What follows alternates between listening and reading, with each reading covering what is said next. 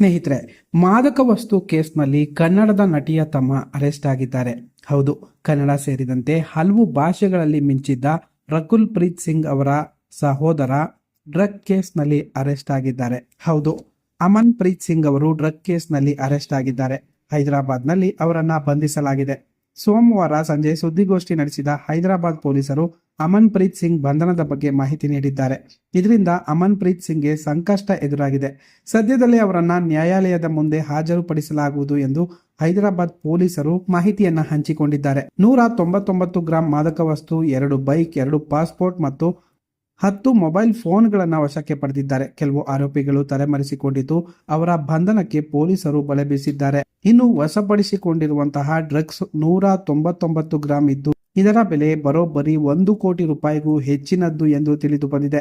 ಇನ್ನು ಅಮನ್ ಪ್ರೀತ್ ಸಿಂಗ್ ಅವರ ಜೊತೆ ಬೇರೆ ಯಾರಿಗೆಲ್ಲ ನಂಟಿದೆ ಎಂಬುದು ತನಿಖೆಯಲ್ಲಿ ಬಯಲಾಗಬೇಕಿದೆ. ಈ ಮೊದಲು ಸಹ ನಟಿ ರಕುಲ್ ಪ್ರೀತ್ ಸಿಂಗ್ ಹೆಸರು ಕೂಡ ಡ್ರಗ್ಸ್ ಪ್ರಕರಣದಲ್ಲಿ ತಳುಕು ಹಾಕಿಕೊಂಡಿತ್ತು. ಡ್ರಗ್ ಕೇಸ್ಗೆ ಸಂಬಂಧಿಸಿದಂತೆ ಅಕ್ರಮ ಹಣ ವರ್ಗಾವಣೆ ಆಗಿದ್ದಕ್ಕೆ ಜಾರಿ ನಿರ್ದೇಶನಾಲಯದ ಅಧಿಕಾರಿಗಳು ರಕುಲ್ ಪ್ರೀತ್ ಸಿಂಗ್ ಅವರನ್ನ ವಿಚಾರಣೆಗೆ ಒಳಪಡಿಸಿದ್ರು.